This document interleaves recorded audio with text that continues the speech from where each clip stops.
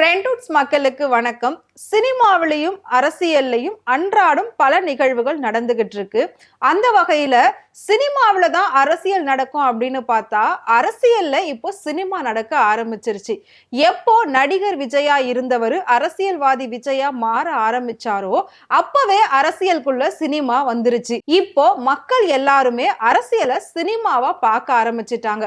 அந்த வகையில தினேஷ், அரசியல்ல என்ன நடக்குது அப்படின்றது கண்டிப்பா உங்களுக்கு நல்லாவே தெரிஞ்சிருக்கும். ஏன்னா நீங்க அரசியல் விஷயங்களை தினமும் அலசி ஆராயக்கூடிய ஒருத்தவர். சோ இன்னைக்கு அரசியல் என்னென்ன நடந்திருக்கு சொல்லுங்க. நான் அரசியல் அலசி ஆராயறதெல்லாம் இருக்கட்டும், சினிமாவில் நீங்களாம் ரொம்ப டாப்ல சினிமா நியூஸ் எல்லாம் அப்படியே ஃபிங்கர் பிரிண்ட்ல வச்சு ரொம்ப அப்டேட் கொடுத்துட்டீங்களே. சினிமாவில் என்ன சுவாரஸ்யமா நடந்தது? ஏன்னா அரசியல்ன்றது இப்ப நீங்க சொன்ன மாதிரி சினிமால அரசியல் நடந்த காலம் போயிட்டு இப்ப அரசியல்ல சினிமாலாம் நடக்க ஆரம்பிச்சிருச்சுல.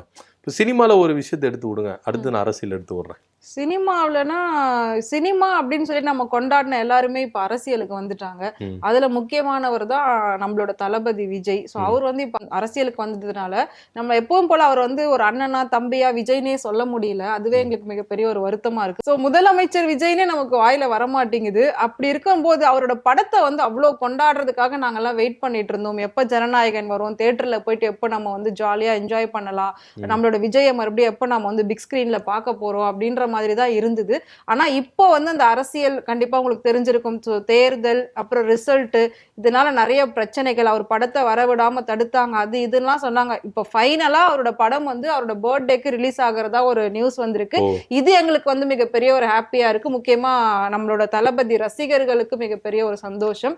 இப்போ ரசிகர்கள்னு சொல்றதா இல்ல நாங்கெல்லாம் கட்சிக்காரங்கன்னு சொல்றதாவே தெரியல. உங்களுக்கே ஒரு பெரிய சந்தேகமா இருக்கு. ஏன்னா இப்ப அதை வச்சுதான் நம்ம அரசியலே பேச இருக்கு. இப்ப என்னன்னா நீங்க சொல்ற மாதிரி அவருடைய படம் ரொம்பவே எதிர்பார்த்தது. இப்ப அவர் பர்த்டேக்கு படம் ரிலீஸ் ஆக போகுதுனால இவங்க ஒரு சினிமா நடத்திட்டு இருக்காங்க. விஜய் அரசு பொறுப்பெடுத்துல இருந்து பாத்தீங்கன்னா எல்லா இடத்துக்கும் ரீல்ஸ் போடுறது, ஆய்வு நடத்துங்க ஐயா அப்படின்னா ரீல்ஸோட தான் ஆய்வு நடத்துறாங்க. எதனா ஒரு மக்கள் பிரச்சனை எடுத்து பேசுங்க, ஏன்னா ரீல்ஸோட தான் என்ன பண்றாங்க பேசிக்கிட்டு இருக்காங்க. பயங்கரமான விஷயங்கள் நடந்தது. அது இல்லாம விஜய் பொறுப்பேற்றதுல இருந்து பாத்தீங்கன்னா சட்ட ஒழுங்கு பிரச்சனை அதிகமா இருக்கு. கிட்டத்தட்ட 20க்கும் மேற்பட்ட சட்ட ஒழுங்கு பிரச்சனை வந்திருக்கு. 4 இரட்டை கொலைகள் நடந்திருக்கு. போதைப் பொருட்கள் கலாச்சாரம்ன்றது ரொம்ப அதிகரிச்சிருக்கு அப்படின்னு சொல்லலாம். ஏன்னா இதெல்லாம் நான் தடுக்க போறேன், இதெல்லாம் ஒழிக்க போறேன் அப்படின்னு சொல்லிட்டு தான் விஜய் என்ன பண்ணாரு, தேர்தல் பிரச்சாரங்கள்லாம் செஞ்சாரு. நிறைய பெண்கள்லாம் என்ன பண்ணாங்கன்னா, பரவாயில்லையே விஜய் சார் மாற்றிடுவாருப்பா, ஒரு மாற்றத்தை தான் எதிர்பார்ப்போமே. திமுக ஆச்சிருச்சு, அதிமுக இருந்துச்சு, நம்ம விஜய்க்கு ஒரு வாய்ப்பு கொடுப்போம். அவர் தான் புதுசா வரேன்னு சொல்றாரு, புதுசா செய்யற சினிமாவெல்லாம் செய்யறாரு, நிஜத்துல செய்ய மாட்டாரா அப்படின்றலாம் நம்ம மக்கள் பேசுறத பாக்குறோம். ஸோ அந்த ஒரு விஷயத்துலதான் அவர் கொண்டு வந்தாங்க. ஆனா கொண்டு வந்ததுல இருந்து சட்ட ஒழுங்கு பிரச்சனை பயங்கரமா தலைவிரித்தாடுது. கொலைகள் நடந்துகிட்டு தான் இருக்கு. போதைப் பொருட்கள் பழக்கம் அதிகமா இருக்கு. ஒண்ணு இல்லைங்க, சென்னையில ஒரு கஞ்சா கடத்தல் விஷயத்த ஒரு பெண்ணு தட்டிக்கிட்டு இருக்காங்க. ராடால போட்டு என்ன பண்ணிருக்காங்க, தாக்கியிருக்காங்க அந்த பெண்மணியை. சோ இங்க காவல்துறை எங்க பண்ணுச்சு, சட்ட ஒழுங்கு பிரச்சனை எங்க போச்சு அப்படின்ற ஒரு விஷயம் இருக்குல்ல. 17 வயசு சிறுவனை கத்தியால வெட்டி கொலை பண்ணிருக்காங்க. மதுரை மீனாட்சி கோவில் அங்கேயே வெட்டி கொலை பண்ணிருக்காங்க. அது மாத்திரம் இல்லாம ரொம்பவே நாட்டையே உழுக்கிருச்சு அப்படின்னு பாத்தீங்கன்னா அந்த கோயம்புத்தூர் சிறுமி வழக்கு. இதுல நிறைய முரண்பாடுகளான விஷயங்கள்லாம் அடுத்தடுத்து வந்துகிட்டே இருக்கு. அந்த குழந்தையுடைய பாதிக்கப்பட்ட பெண் அம்மா அவங்க என்ன சொல்றாங்கன்னா, எனக்கு தெரியாம காவல்துறை என்ன பண்றாங்க, சிறுமியை எரிச்சிட்டாங்க, என் நாலேஜுக்கு கொண்டு வரல, என் கணவரை காம்ப்ரமைஸ் பண்ணி கையெழுத்தெல்லாம் வாங்கி அவங்களே என்ன பண்றாங்க, போஸ்ட்மார்ட்டம் பின் வழியா எடுத்துன்னு போயிட்டு பாடி என்ன பண்ணாங்க, எரிச்சிட்டாங்க. எரிச்ச இடத்த கூட சொல்ல மாட்டேங்கிறாங்க. இப்ப நாளை பின்னே எதனா ஒரு பிரச்சனை அப்படின்னா அந்த உடற்கூறாய்வு பண்றதுக்கு அந்த சிறுமியோட உடல்களை ஏன்னா எரிச்சிட்டாங்க அப்படின்னா பயங்கரமான குற்றச்சாட்டு எல்லாம் வைக்கிறாங்க. சோ இதெல்லாம் அமைச்சரா இருக்கிற கீர்த்தனா கிட்ட கேள்வியை கேட்கும்போது அவங்க சிரிக்கிறாங்க, சிரிச்சுக்கிட்டே பதில் சொல்றாங்க. அதுக்கு ஒரு விளக்கமும் கொடுக்குறாங்க. என் உடல் மொழி அதுதான், என் உடல் மொழி எல்லாரும் கிண்டல் பண்றாங்க, கேலி பண்றாங்கன்னு சொல்றாங்கல்ல. பிரச்சாரத்துல அவங்கள பேச அனுமதி கொடுக்கல அப்படின்னு சொல்லிட்டு அவ்வளவு ஆக்ரோஷமா கத்துனாங்க, அவ்வளவு ஆக்ரோஷமா பேசுனாங்க. அப்ப எங்க போச்சு மேடம் உங்க உடல் மொழி அப்படின்ற எல்லாருமே கேள்வி கேட்டுன்றாங்க. அது இல்லாம 6 மணிக்கு மேல அரசியல் கேள்வி கேளுங்க, இப்போ ஆட்சி நடத்துறதை பத்தி கேளுங்க அப்படின்றாங்க. மேடம் இப்ப கேட்கிட்ட கேள்வி உங்களுக்கு ஆட்சி நடத்துற கேள்விதான். ஏன்னா உங்க ஆட்சியில கொடுமை நடந்தது, அதுக்கு என்ன ஒரு விஷயம் இருக்குது, நீங்க எதை பாக்குறீங்கன்னு கேட்ட கேள்வி என்ன கேள்வி எது கேள்வின்னு தெரியாம ஒரு அமைச்சர் இருக்கிறாங்க. 6 மணிக்கு மேல அரசியல் கட்சிக்கு பதில் சொல்லுவீங்கன்னா அப்ப இப்ப சொல்ல மாட்டீங்களா? ஏன்னா நீங்க ஒரு அமைச்சர் 24/7 நீங்க வேலை செய்யணும். சோ உங்க ஆட்சியில ஒரு குறைகள் நடக்குது, அதை பத்தி கேள்வி கேட்டா நீங்க 6 மணிக்கு மேல இருந்து கேள்வி கேளுங்க. இதெல்லாம் எப்படி ஒரு மனநிலைமை அப்படின்னு நம்மளுக்கு எடுத்துக்க வேண்டிய ஒரு விஷயம். இது வரைக்கும் எந்த அமைச்சரோ எந்த கட்சி தலைவரோ சொன்னதே கிடையாது, நீங்க 6 மணிக்கு மேல இந்த கேள்வி கேளுங்க, 6 மணிக்குள்ளாக இந்த கேள்வி கேளுங்க அப்படின்லாம் சொன்னது இல்லை. ஸோ இவங்க புதுசா நடத்திட்டு வர்றதுதான் நம்ம இங்க பார்த்துட்டு இருக்கோம். ஸோ அடுத்ததா நீங்க சினிமால இன்னும் சுவாரஸ்யமான விஷயங்கள் என்ன வச்சிருக்கீங்க? அரசியல் இது நடந்திருக்கு, சினிமால வேற என்ன நடந்திருக்கு? இப்போ நீங்க வந்து இந்த 6 மணிக்கு மேல அப்படிலாம் வந்து சொன்னதுனால இப்போ வந்து டோட்டலா பாத்தீங்கன்னா சினிமாவில் ஃபுல் டைம் வந்து எல்லாருமே கருப்பு படத்தை பத்தி தான் வந்து பேசிக்கிட்டு இருக்காங்க. முக்கியமா தேட்டர்கள்ல வந்து ஷோ ரொம்ப இன்க்ரீஸ் பண்ணியிருக்காங்க. எல்லா ஷோவுமே பாத்தீங்கன்னா கருப்பு படம் போது எல்லாமே புக் ஆயிட்டு இருக்கு. சூர்யாவோட படம் வந்து அவரோட கரியர்ல இது ஒரு மிகப்பெரிய ஒரு வரலாற்று படமா வந்து பார்க்கப்படுது. ஏன்னா இது வரைக்கும் அவரோட படம் வந்து எதுவுமே ஒரு 100 கோடியை தாண்டியோ இல்ல அதுக்கு கிட்டயோ வசூல் பண்ணது கிடையாது. அவரோட லாஸ்டா நல்லா போன படம் வந்து சிங்கம் 3, 2 அப்படிதான் போச்சு. ஸோ அதுக்கப்புறம் அந்த படம்லாம் மிகப்பெரிய எதிர்பார்ப்பு இல்லை, ஆனாலும் தோல்வி தான் இருந்தது. ஆனா அவரோட ரசிகர்கள் வந்து அவருக்கு இந்த அளவுக்கு கை கொடுத்திருக்காங்க அப்படின்னா இந்த படம் தான் ஸோ மிக பெருசா பேசப்படுது.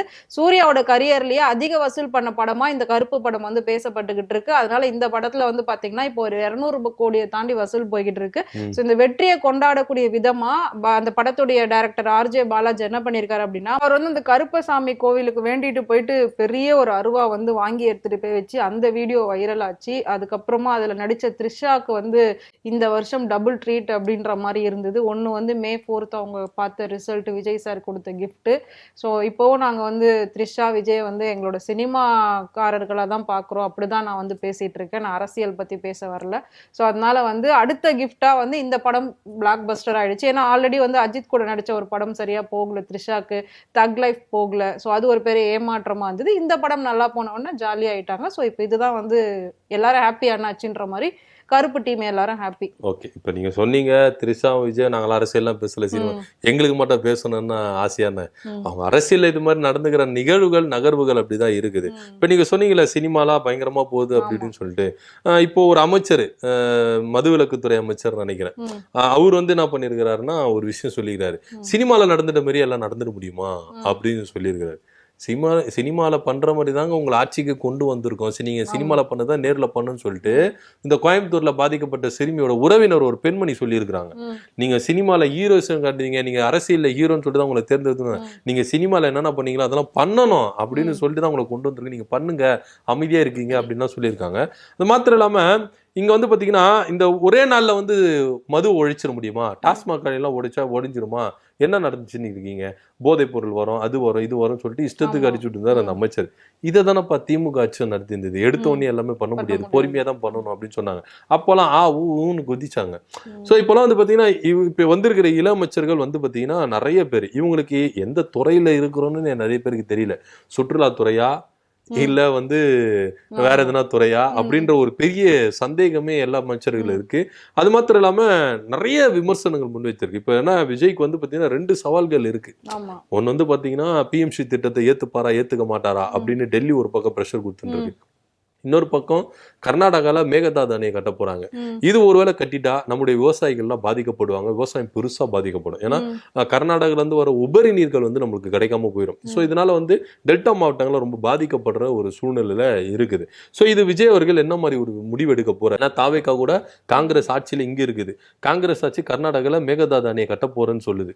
ஸோ என்ன மாதிரி ஒரு துரிதமான எடுப்பாரு விஜய் அப்படின்ற ஒரு பெரிய குழப்பம் இருக்கு. இன்னொரு பக்கம் பிஎம்சி திட்டத்தை ஏத்துக்க மாட்டோம் அப்படின்னு சொல்லிட்டு கடந்த திமுக அரசு ரொம்ப பிடிவாதமா இருந்தது.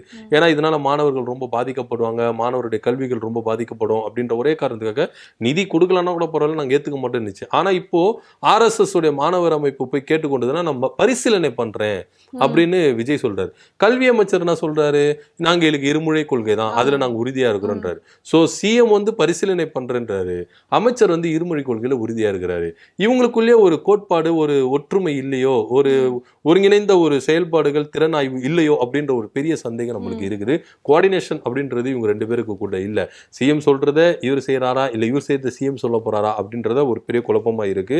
இதனிடையில சினிமாவில ஒரு நியூஸ் ஒண்ணு பார்த்தேன், அஜித் கிரிக்கெட் விளையாடுறாராமே, கார்ல கலக்குன்னு கலக்குனாரு, பைக் ரேஸ்ல கலக்குனாரு, சினிமால கலக்குனாரு. அப்படின்னா கிரிக்கெட்ல ஒருவேளை திரும்பவும் எதனா மேட்சுக்கு ஆட போறாரா? ஸோ கார் ரேஸ் எப்பயும் போல அவர் வந்து அதை பண்ணிட்டு தான் இருக்காரு. இப்போ ட்ரைனிங் எடுக்க போறாரு இன்னொரு கண்ட்ரிக்கு போயிட்டு. அதுக்கு முன்னாடி கொஞ்சம் ரிலாக்ஸ் பண்ணலாம் அப்படின்னு சொல்லி கிரிக்கெட் விளையாடி இருக்காரு. அதுவும் அவரோட பையன் கூட சேர்ந்து விளையாடி இருக்காரு. புலிக்கு பிறந்தது பூனை ஆகுமா அப்படின்ற மாதிரி அப்படியே அவரை தூக்கி சாப்பிட்ற மாதிரி அவங்க பையன் பயங்கரமா ஃபீல்டிங்லாம் போட்டு பயங்கரமா விளையாடுறாரு. அதை பார்க்கும்போது ரசிகர்களுக்குலாம் ரொம்பவே கொண்டாட்டமா இருக்கு. ஒரு பக்கம் வந்து தளபதி ரசிகர்கள்லாம் தளபதி செய்யறத பார்த்து ஒரு பக்கம் கொண்டாடுறாங்க. இன்னொரு பக்கம் வந்து தல ரசிகர்கள் அவர் விளையாடுறது, அவர் கார் ஓட்டுறது, அவர் போட்டோ போடுறத பார்த்து கொண்டாடிக்கிட்டு இருக்கோம். இதுல வந்து முக்கியமான ஒரு விஷயம் என்ன அப்படின்னா, இதுக்கப்புறம் அஜித் வந்து தமிழ் சினிமாவில் பெருசா அவரை பார்க்க முடியாது. அவருக்கு வந்து யாரோ டைரக்டர்ஸ் வந்து அவருக்கு கதை இல்லைன்னு சொல்றாங்க. முக்கியமா ப்ரொடியூசர் வந்து அஜித் படத்துக்கு ப்ரொடியூஸ் பண்ண மாட்டேன்னு சொல்றாங்க. ஏன் அப்படின்னா அஜித் வந்து சம்பளத்தை ஏத்திக்கிட்டே போறாரு, ரொம்ப அதிகமா இருக்கு. சம்பளத்தை ஏத்திட்டு போனா அதுக்கேற்ற மாதிரி இவங்க சம்பாதிச்சிட போறாங்க. இல்லையே இப்ப ஏன்னா இப்போ சினிமாவுல விஜய் இல்லவே இல்ல. இப்போ ஒரு வெற்றிடம் தானே. அஜித் மட்டும் இப்போ ஃபீல்டுல நிக்கிறாருன்னா இப்போ விஜய் ரசிகர்களும் சேர்ந்து வந்து பார்ப்பாங்கல்ல. இப்போ படம் இன்னும் அதிக அளவு போகும்ல. அப்படி பார்த்தா ஓகே. இப்ப சினிமால இருக்கிறவங்களாம் நீங்க உங்க அரசியலுக்கு இழுத்துக்கிறீங்களா? எல்லாரும் சட்டசபையெல்லாம் பாக்குறாங்க, எங்க சினிமா தியேட்டரை பாக்குறாங்க? நாங்களாங்க இழுக்கிறாங்க, அவங்களாம் வராங்கங்க. ஆமா, நீ உங்களுக்கு கண்டிப்பா தெரிஞ்சிருக்கும். மே 4 அன்னைக்கு காலைல 8 மணிக்கு ஆன் பண்ண டிவி சேனல் இன்னமும் அதே நியூஸ் தான் ஓடிக்கிட்டு இருக்கு. சட்டசபை உள்ள என்ன கலர் பெயிண்ட் இருக்குன்னு கூட தெரியாது. ஆனா இப்ப என்னடானா உதயநிதி ஒரு பக்கம் ஆசா பேசுறாரு, விஜய் வந்து பார்த்து சைட் எல்லாம் அடிக்கிறாருன்னு ரீல்ஸ் போடுறாங்க. ஸோ எங்களுக்கு வந்து எதை பார்க்கறதுனே தெரியல. ஸோ அதனால சினிமா அப்படின்றது வந்து டோட்டலா என்னமோ மறைஞ்சிக்கிட்டே போற மாதிரி இருக்கு. நடிகைகள் முக்கியமா நயன்தாரா இல்ல, த்ரிஷா இல்ல, சமந்தா இல்ல, கீர்த்தி சுரேஷ் இல்ல, அன்சிகா இல்ல, அனுஷ்கா இல்ல, யாருமே இல்லை. இப்ப வந்து தமிழ்ல வந்து ஹீரோயின்ஸே இல்லாம வெளி மாநிலங்கள்ல இருந்து ஹீரோயின்ஸ் வந்து கோடிகள்ல சம்பளம் வாங்கிட்டு இருக்காங்க. ஏன்னா இங்க வேற யாருமே இல்லையே டிமாண்ட் பண்றதுக்கு. ஜோதிகாவும் பாத்தீங்கன்னா மும்பை சைடு போயிட்டாங்க. ஸோ இப்ப கூட ரீசெண்டா அவங்க மும்பைல வந்து சிஸ்டம் அப்படின்ற ஒரு படத்துல வெப் சீரிஸ் வந்து பண்ணிட்டு இருக்காங்க. ஸோ தமிழ்ல வந்து பாருங்க பெரிய பெரிய ஆள்லாம் எல்லாரும் அங்க போயிட்டாங்க. சிவகார்த்திகேயன் ஆளை காணும். அடுத்து என்ன படம் வராரு, என்ன பண்ண போறாரு, ஏதோ ஒரு படம் வந்து இப்ப பண்ணிட்டு இருக்காரு, அது எப்ப வரப்போகுது அதை பத்தின ஒரு அப்டேட் இல்ல. தனுஷையும் காணும். சினிமாவே ஒரு மாதிரி ஒரே டல் அடிக்குதுங்க மிஸ்டர் தினேஷ். ஓகே, இப்போ நீங்க சினிமா டல் அடிக்குது அப்படி ஒரு விஷயத்தாலும் அதிமுகவிலே ஒரு சில விஷயங்களா டல் அடிக்க ஆரம்பிச்சிருச்சு. அது இருக்கா இல்லையா? அதிமுக எல்லாம் இருக்குது, ஆனா 2 பிரிவா இருக்குது. இப்ப என்னடான்னா இவங்க 2 பேரும் ஒண்ணு சேர்றதுக்கான வாய்ப்புகள் இருக்குது அப்படின்னு பேசப்படுறாங்க. இப்போ என்னன்னா இப்போ சிவி சண்முகம் தரப்புல 25 எம்எல்ஏக்கள் விஜய்க்கு ஆதரவு கொடுக்குறேன்னு சொல்லிட்டு பிரிஞ்சு போனாங்க. எடப்பாடி பழனிசாமி இந்த பக்கம் அவங்களை வந்து துரத்தி விட்டாரு, பதவியெல்லாம் பறிச்சுக்கிட்டு நீங்களாம் வராதீங்கன்னு சொல்லிட்டாரு. இப்போ என்னன்னா 2 பேரும் சமாதானமா இருக்கு. ஏன்னா விஜய் வந்து பதவி தரேன்னு சொன்னாரு, பதவி கொடுக்கல. அதனால வந்து ரொம்ப சோர்ந்து போன ஒரு அரசனை நம்பி புருஷனை கைவிட்ட கதையா இவங்க 2 பேரும் என்ன பண்றாங்க, ஒன்னு நெஞ்சு என்ன பண்ண போறாங்க, செயல்பட போறதா ஒரு முடிவுக்கு வருது. அதுக்குள்ளவே சிவி சண்முகம் தரப்புல இருக்கிற ஒரு எம்எல்ஏ, ஆற்காடு தொகுதி எம்எல்ஏ சுகுமார் என்ன பண்ணிட்டாரு, எடப்பாடி பழனிசாமி சந்தித்து சேர்ந்துட்டாரு.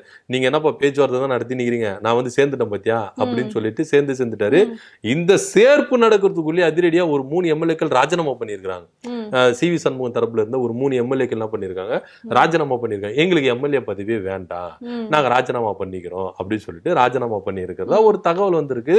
சோ இதுக்கு பின்னாடி பல அரசியல் நகர்வுகள் கூட இருக்குது அப்படின்னு கூட பேசப்படுது. ஏன்னா இவங்க 3 பேரும் டிவிகேல போய் இணைஞ்சு டிவிகே சார்பா திரும்பவும் எம்எல்ஏ ஆகி மினிஸ்டர் பதவிக்கு வர்றதுக்கு வாய்ப்புகள் இருக்குது அப்படின்னு கூட சொல்றாங்க, பேசிக்கிறாங்க. அடுத்தடுத்து நகர்வுகள் வரும்போது தான் தெரியும்.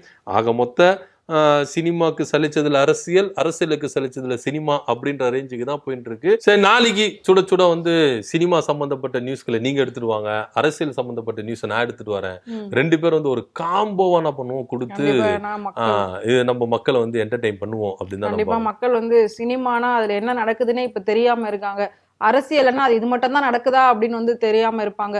ஸோ அதனால என்னென்ன சினிமாவிலையும் அரசியலும் நடக்குது அப்படின்றத சேர்ந்து தொகுத்து வழங்குறது தான் இந்த நிகழ்ச்சி. இதே மாதிரி நாளைக்கு சினிமாவிலையும் அரசியலையும் நடக்கக்கூடிய இன்ட்ரெஸ்டிங்கான விஷயங்களை பார்க்கலாம். அது வரைக்கும் உங்களிடமிருந்து விடைபெறுவது அன்னி ரோஷா, தினேஷ்.